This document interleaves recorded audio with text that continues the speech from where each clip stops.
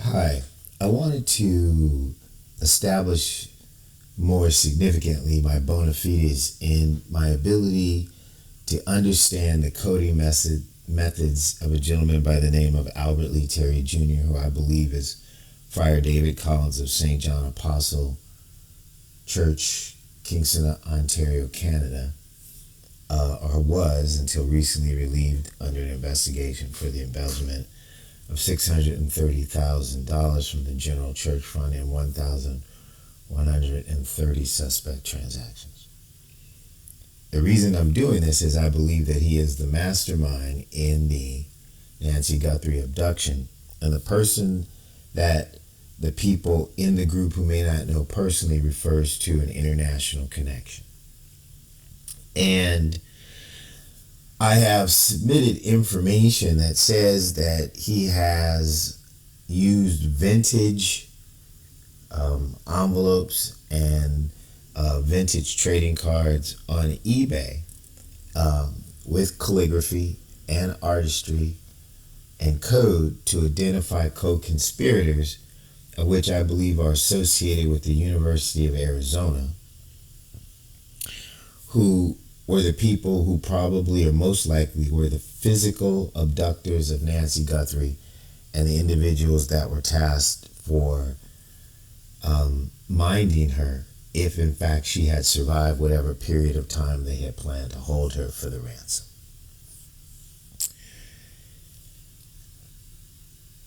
As strange as that sounds, there's nothing about this abduction that makes sense, and I don't understand why people are looking for a logical answer for such an illogical crime. What I do is analyze cryptology, or the things people do to hide communications in plain sight. And for me to be successful in assisting law enforcement, I need them to believe that what I'm saying is true, at least to the point that the items I present are validly identifying individuals that upon further investigation could lead to the validation that they are the people in the communications and that they were and still are the actual people involved in the abduction. It is a difficult task to do this with people who are not steeped in cryptology, and even with experts in cryptology, because over a 60-year period, his methods, however crude and elementary in my opinion, were able to stump everybody that gave it an honest attempt, and those who probably knew what it was for whatever reason weren't sane and allowed him to continue to exist and to get away with what I believe is literally murder in significant known code cases. This is his cemetery record from Sunrise Memorial Cemetery. This is his father's record from Sunrise Memorial Cemetery, both of which I attained legally directly from the caretaker at Sunrise when I informed him several years ago that I was investigating the Zodiac case. It was almost as if he was waiting 60 years for somebody to finally ask. If you notice, just as a cryptologic thing, if you believe that this is cryptology, right, that there's hidden information in here that's being transmitted either for posterity or if this was disseminated or found.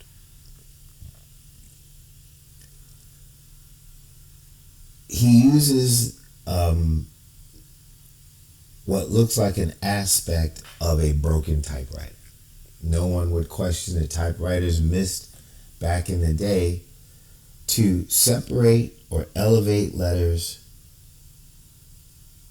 or to give them a lighter coating so that there is an association of a message that someone familiar with the subject would be able to translate.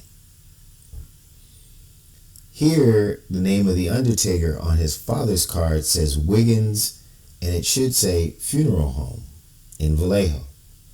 However, it says fun.home, comma. He uses Morse code.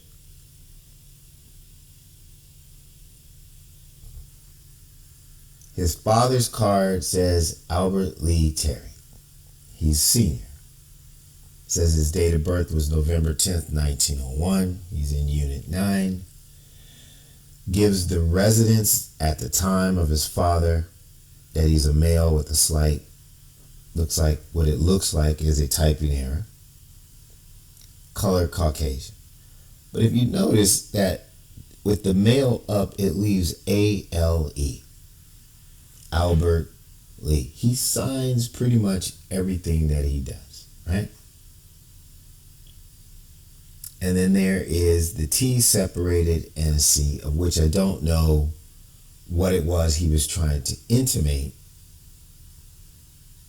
But maybe it's Albert Lee to someone. There is a person with the name C that was very significant to Albert, and his name was Charlie.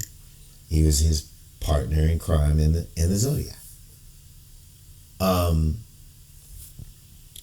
This is Albert's cemetery record, of which he was supposed to have perished December 30th, 1971. I can show you modern day vintage cards that mimic these devices that we're talking about, and photograph of a man by the name of Friar David Collins, who resembles images that we believe were created by Albert Lee that look like self-portraits that cannot be mistaken as not being related to that same individual. You're accepting that this is cryptology. As you can see, Albert Lee Terry had a middle name, but it says that Albert Jr. Terry has no middle name, N-M-I. We believe that was intentional deception because at the time there was a murder by Zodiac, and Darlene Farron's sister said that one of her best friends was a guy that went by the name of Lee, who used to bring her presents from Tijuana, and a blonde at the Waffle House. In the police reports, it says that the police looked for Lee, found that the owner's last name was Lee, and that there is no more mention of them looking for Lee. We believe that they believed that she was saying it was the owner that was her best friend. Why wouldn't she have just said the owner and the blonde at the Waffle House? So he knew that they were looking for Lee. It says that his place of birth is unknown. Strange, correct? Right? Although his father's in Unit 9, he's in Unit 10, they do own something that looks just like that, right?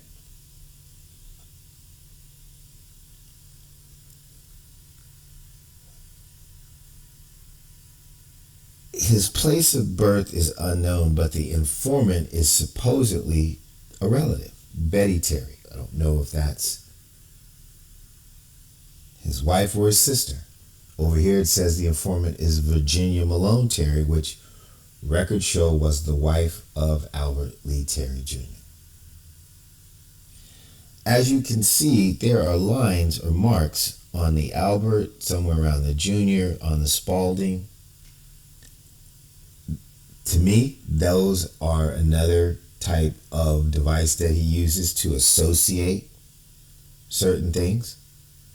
Spalding Mortuary was my family mortuary. I took this actual image of this burial card to the director of Spalding Mortuary in Los Angeles, and I asked her, do the events of a death on December 30th, New Year's Eve weekend, in Las Vegas in Clark County, using a Los Angeles mortuary to gain a permit number for a burial on January 5th from Wiggins Funeral Home, where he writes out Wiggins Funeral Home here versus Wiggins Fund Home here, align with what she would expect on that weekend over that distance, and for whatever reason this would be. She laughed her head off. She says, we don't have records back that far. And her and I both looked at each other and we just nodded our heads going, yeah, right.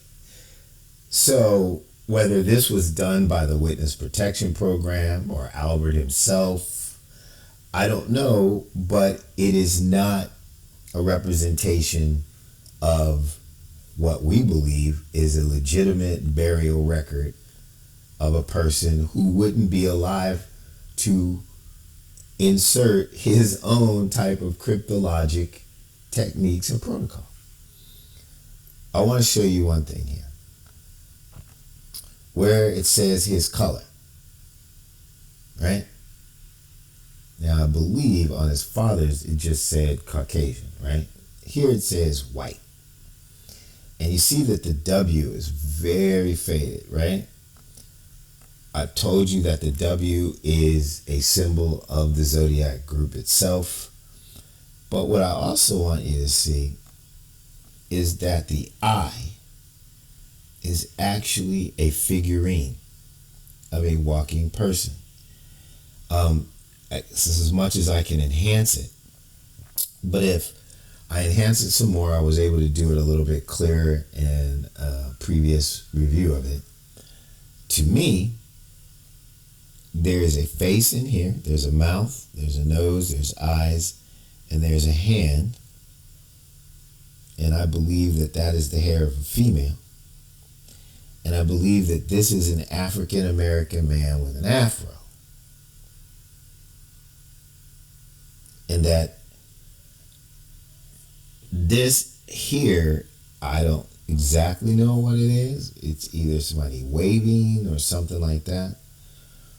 But this is another example of how his letters look like pictures and pictures look like letters.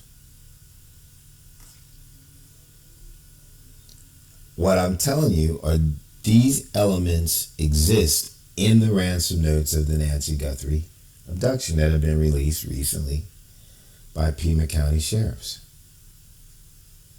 And that the Liebig trading cards on eBay that I've submitted or at least put in video and hopefully try to transfer to investigators through KOLD TV to review, that show images of people I could never have known about, and where I was easily able to find the matching image from the Liebig trading card to a completely real human being, translating the code on the card as U of A and their names, which would be Mina and Mark Garcia's sister Lynn and Joyce, are not random. They are the result of my experience in the methods and protocols of Albert Lee Terry Jr. and his cryptology. He has over a 60-year history of using this SOP.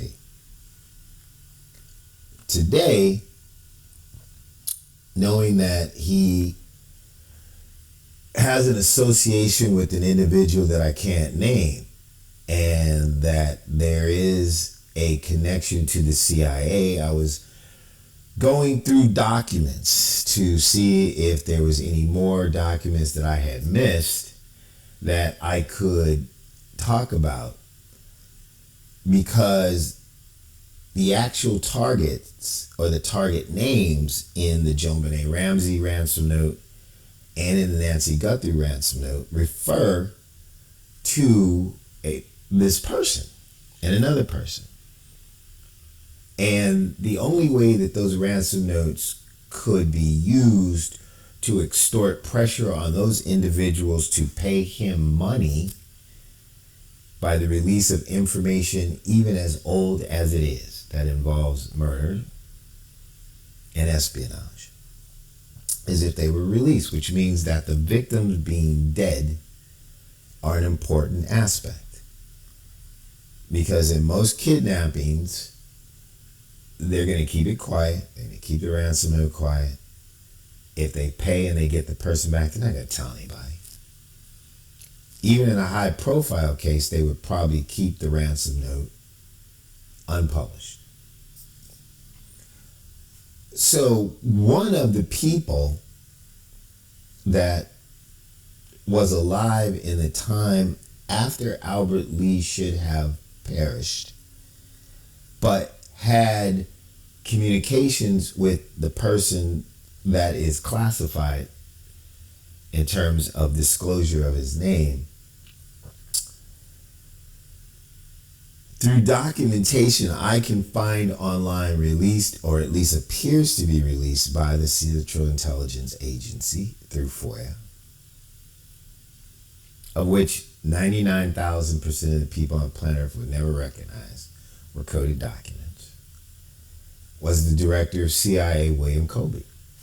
So I went on and did a general search of Director William Colby's signature, because I had found a document that I believe to be absolutely a coded document in the CIA records that's available through the reading room that had a strange attachment code that appeared in the search that I couldn't find in the ledger, and it seemed like it was a custom URL extension from the visible URL from CIA documents reading room, of which, if you just go to the CIA website for release of FOIA documentation, doesn't seem to be a presently available link, maybe a legacy link. And I think this part is really important. So I come to this page, right? And as you can see, if you just looked at this page, you'd see pictures of what you believe is, Director William Colby, and just generally what the internet is now, which is the AI kind of just grabs one thing and throws you a whole bunch of that one thing, where it used to be a little bit more diversified. But for some reason, there was this item and this item. And visually, to me, automatically, immediately, I suspected that those were productions of Albert Lee Terry Jr. Just a visual, cursory look, I recognized the motif, the SOP. This kind of stuff here, this kind of look, the paperwork, the handwriting, even from a distance, that resembled what he does on eBay using vintage envelopes, letters, cards, and such, an assortment of things. I clicked on this one first. As soon as I saw it, I'm like, this is the guy, right? These are the type of things he does to make them look old, right? As soon as I saw the WA and this number, I knew. I said, this has got to be him. And I downloaded this photograph. Go to my desk and let's see if this is the one. So this is it. When I downloaded it, it was upside down, which a lot of times is how you read the codes that Albert Lee Terry Jr. is involved in. You could also read them right side up, but there's a lot of upside down kind of things. I didn't really get into the upside down part. I took a quick look. I went in and I was looking for things like this. where a letter looked like an individual, like two people together. Which is, I mean, I don't know if you want to try to doubt it, but that's an image that's doubling as a letter. Part of his SOP, right? There's more of that here. But what I really wanted you to see was this. Is that in all of his documents, there seems to be a place where you can get Albert out of. AL is supposed to be a P, but he puts something in front of it that gives you just the top of it, which would be a B, which I believe is his signature. And you take a much closer look at it, this is a hockey player. It is one of the symbols that he uses. A mask, a hockey player with an extended leg with a pad on the leg. He generally has a hockey stick on this icon of his, right? Which I believe was in one of the Nancy Guthrie Ransom Notes. I pointed that out. I was asked a question about validation using pi, right? And I said, normally it's a reference to pi. And the individual said, well, how do you know how many characters to extend in order to grab numbers that are in the Nancy Guthrie Ransom Notes for elimination in order to come to that string of numbers of pi, when pi is this really, really long, almost infinite number, according to him. And I say, well, normally they don't use that many numbers. It's just a reference to pi. I said it was only recently that I thought I was able to do that, and that string of numbers was just what AI gave back to me. And AI being an aggregator of statistical information, I guess it was an average. And I said it might have just been luck. I have no idea. But as you can see in this document, I consistently tell you that the W, which is in the Nancy Guthrie Ransom Notes, and consistently in the Liebig trading cards, envelopes, and other devices that he uses for public communication, hiding information in plain sight without having to have direct communication through emails or telephone calls that are traceable, is this W. But right here, pi is 314, has an 8 and a 2. There's your reference to pi. The reason I'm doing this is because there are good people who would question my ability to do this because I'm not in an official position, right? Where the plaque on the wall or the job that you've been employed by or the company you work for lends the credibility that you need to speak, even if you're incompetent. If I were in an official position with the government, the information I'm giving you would land me in prison, and I would be of no help to anybody in this case. I was offered a job. I turned it down because I realized how important this information was, and I didn't want to be put in that position. Okay? This is supposed to be some type of document from CIA Director William E. Colby, right? From August 4th of 1975. As you can see, it says this paper is manufactured by Kodak. Albert Lee Terry Jr. consistently embeds images. This is an Albert Lee Terry Jr. production. This is a coded message.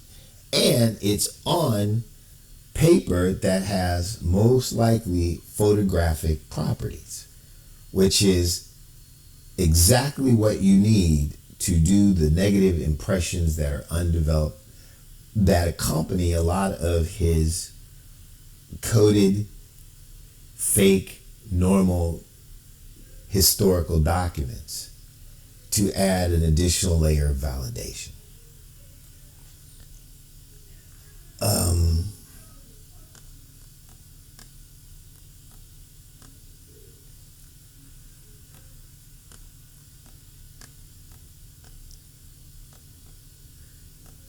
This is supposed to be from or to the House Select Committee. Does that look like select to you? It isn't. In the word committee, there is a separation. It is not a typing error or handwriting error. Again, there are figures and figurines in the communications. This is part of his SOB, the way that his SOP, his standard operating procedure, right? And more so, at the bottom, let's see if I can find that, is a notation in ink that obviously is different from the dark black ink here that is meant to look like it is weathered, but it is from what the Zodiac traditionally used, which is black felt pen. It's Albert's go-to. He is consistent, if nothing else. What I want you to take away is that when people use coded information or a coding process, they generally tell the truth because they believe that people who are not supposed to read it can't or wouldn't notice it. So this notation is CE and then some little thing and then 16,037. It could be Charles and Ellen, which were primary people that he worked with in the Zodiac, or it could be Charlie. I believe it's both of them, or he would have done it a different way instead of CE and then this marking, and that he's most likely extorting them for $16,037. I guess he uses that to make it look normal, like this is the 16,000th reproduction of this thing. I have no idea. And I do believe now, looking at the Nancy Guthrie ransom note, that this DC thing means that he wants US denominated dollars in cash, which is consistent with her ransom note. So if you release the Nancy Guthrie ransom notes so that someone in the public might recognize the notes, and you are limiting your intellectual curiosity to the one event of the Unabomber, where how he said things and the words that he used were recognized by family members, and that is the only input you're willing to consider, your narrow-mindedness at that point, if that is your view, is holding you back from the very answers you're asking for. I am a person who has followed, studied, found, decoded, and cracked the standard operating procedure of a group that, yes, has a lot of lore around it and this whole, social kind of uncrackability and nutcases that fly around it. That was not an accident. All that was created intentionally so that if someone were to ever stumble upon the truth, no one would accept it because they would just laugh it off as another crackpot. These cases, in my opinion, are not unsolved that he's associated with by accident. I would like to see Nancy come home. And I would hope that if you are willing to say to the public that you are taking every lead seriously, that I would be one of them. Considering you don't understand the notes. You don't understand the choice of the words. You don't understand that they actually have pictures on there that are flags and a Z. If you could just admit to what your eyes see and listen to what I'm saying, you now have 6 people that you can do a background check on that you can question, that at some point, if you catch them in a lie or evasion, or you have them on some digital cameras that were show them in the vicinity in a reasonable period of time around the crime, you could get a warrant and check where their phones were. And if it's pinging at her address, well, at that time of night, that might be the type of evidence that helps you put together a case.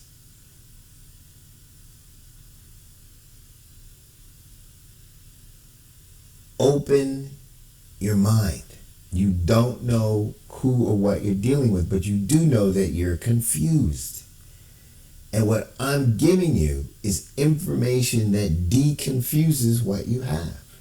If you accept that there is this person in Canada that has this type of background, who does this type of coding, and that you can see that it is consistent with what I've shown you in the Nancy Guthrie Ransom Notes. Even though I don't have the official title, I'm not talking to you from FBI Code Labs or CIA or NSA. If I did, I couldn't talk to you. So I'm trying to explain to you, man, that you need to at least consider what I'm saying, which is, one, either get permission or get a warrant and go check with a cadaver dog in the St. Thomas More Church that seems to be on the University of Arizona down from her home, of which I believe Campbell Avenue could get you there, because that seems to be what I saw in coded communications that I can vouch for, that were produced by Albert Lee Terry Jr., that indicate that the people I've given you their names were involved in burying this woman. If you think that's a one-off, right? So remember, there were two of these. So here was another one. So I downloaded this one. Let's see what I did with that one. I better be careful. I hope that's it, because I don't want to pull up something I'm not supposed to. All right. So yeah, so here's the other one. Now, right, he's pretending to be President Alejandro, I can't even pronounce that, of Argentina. Again, not William Colby this time. President Alejandro. The WA, the association with the Zodiac family, the association with Pi. Pi being 3.14 with an 8 and a 2. Right? Again, Albert Lee Jr. It's always there. It's always there. Right? Alejandro. I told you that one of the suspects in the Nancy Guthrie case is a gentleman that I believe was referred to as Red in the wrench attack in Phoenix as a connection. I don't know if you've identified who Red is, but from what I can tell, there is a connection between those two crimes based on what those kids said in terms of how they were given money, how they were recruited online, and there are live big trading cards that have images that look like those two boys on a wagon train kind of wagon, right? And then there is an image that was created of Nancy Guthrie with those same kind of wagons in the background that I don't think was just a natural picture of hers, and that the two are associated. Albert Lee can't keep his mouth shut. Well, R.O.D. is Robert Dennis. That's his first and middle name minus his last name, and the reason why is because his father is the African American that is represented on Albert Lee's burial card, who was associated with, or if they weren't friends, he was definitely saying something to him. He's friends with his son, who is differentiated from his father by the Dennis. I believe his father's middle name was Robert, I believe. Okay, so this is Albert Lee Jr., and then whatever this stands for right here, which I believe means that there is a message, right? The N is Zodiac, to Zodiac Robert Dennis. Okay?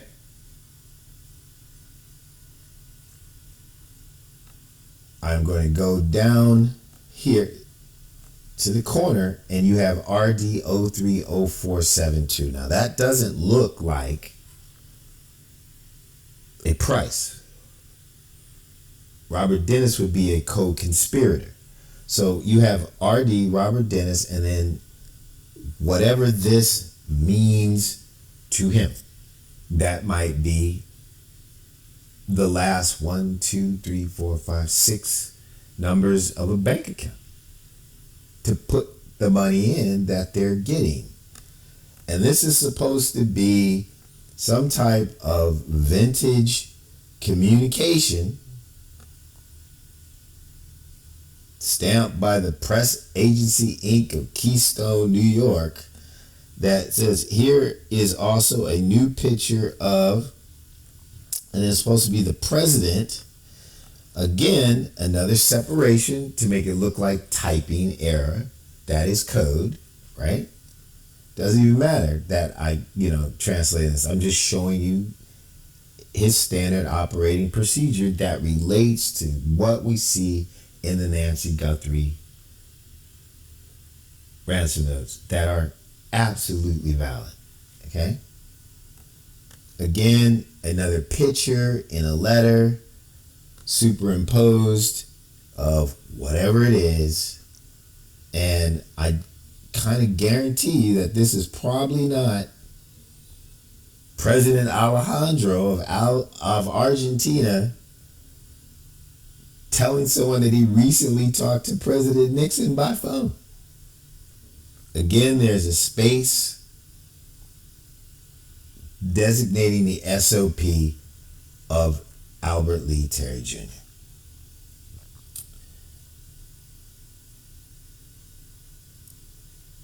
I did this because I really, really, really, really wanted you to understand that this is real.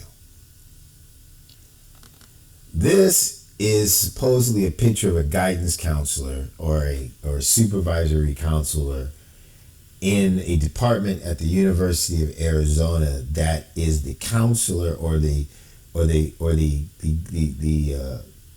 graduate person that's connected to 2 or 3 of the people of interest that I've identified from Liebig trading cards that should have been involved physically in the Nancy Guthrie abduction. When you go into that picture in what's called a negative print mode, this is what it looks like. And it has these images on her teeth. You remember when I showed you that Albert Lee Terry Jr. wrote those other things on photographic paper?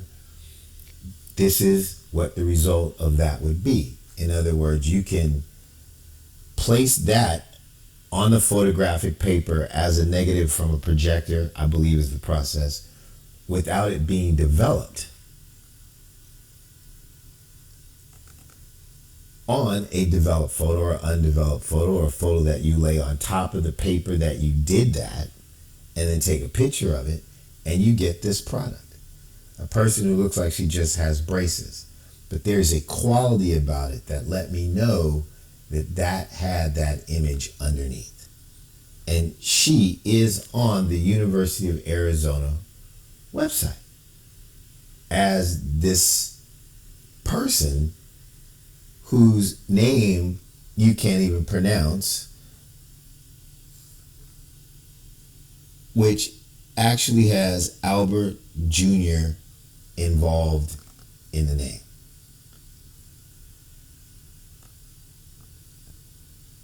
You see those images? And then that was the name on the website at the University of Arizona. If you put in that name, you're going to find this person. I don't know if this person is real. And then there's an Al and a J.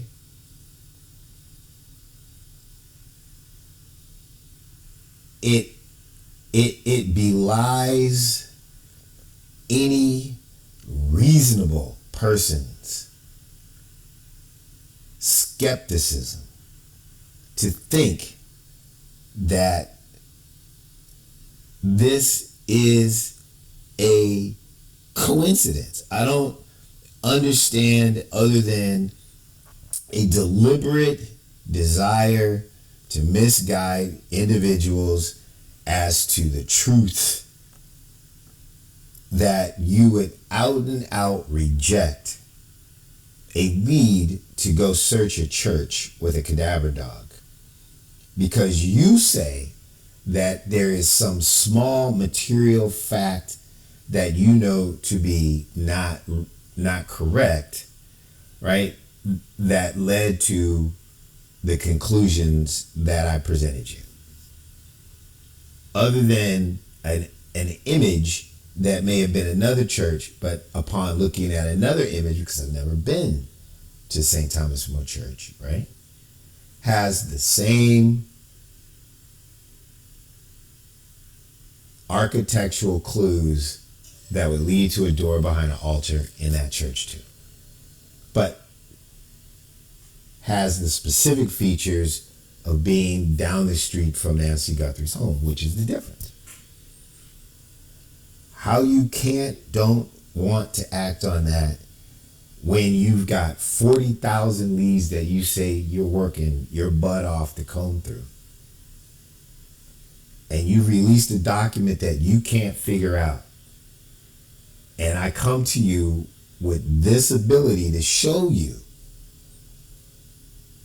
how this individual works. This individual is real. And that these things can actually help you in terms of solving your case. I don't know. So the picture that I actually used to first determine that it was the St. Thomas More Church that they were talking about is this live big card right here. And that I believe that this is Lynn and this is Mina, and that they are looking at this building. And if you look at the Catholic Church Newman Center that I believe this is at the University of Arizona, tell me if I'm wrong. I believe that that red roof is associated with that red roof and that blue roof is associated with that blue roof to identify that as the place that these individuals in here speeding off from the scene and these two looking at that is where Nancy Guthrie was left. Using this method to communicate information in plain sight in code. And that this AZU is Arizona University as part of the code of which this speaks.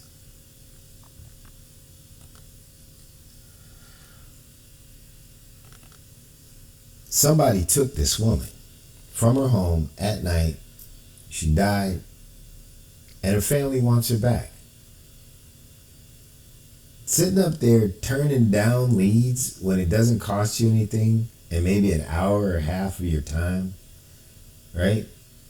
To at least eliminate a possibility of her bones being there makes absolutely no sense to me. Now, maybe I'm missing something. But for 4.5 years, the closer I've gotten to Albert Lee Terry Jr., the more I realize that the people who know who he is and what he's done are willing to go to almost any length to make sure that no one else does. I believe that this lie big trading card that to me says X marks the spot, University of Arizona, Mina,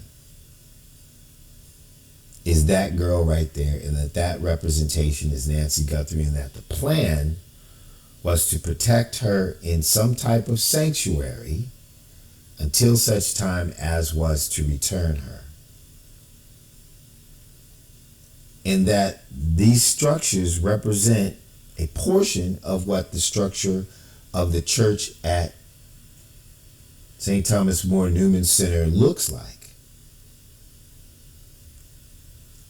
And just to end this, and if I'm wrong about this young lady, please forgive me. But let me see if I can find her. U of A.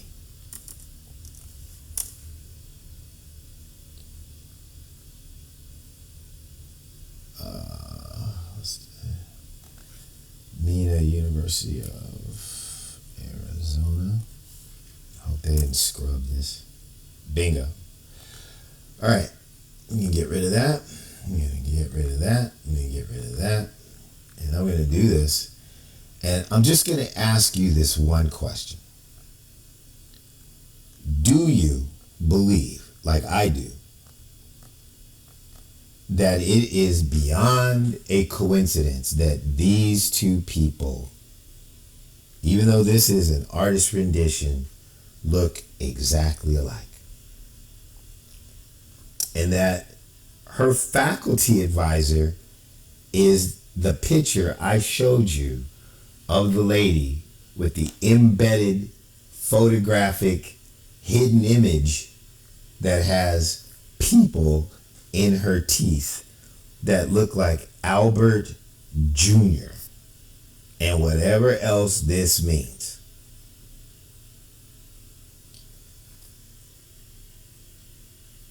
Don't do it for me.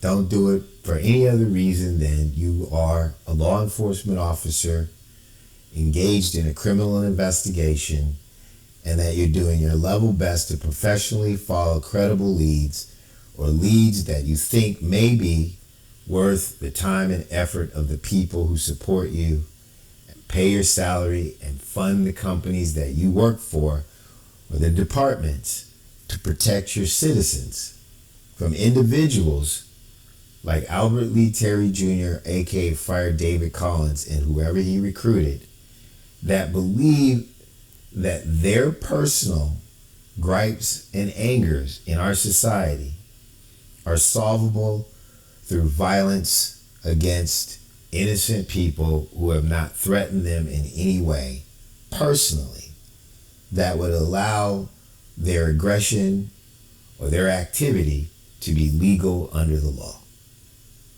I'm Steven Butler. That's my presentation.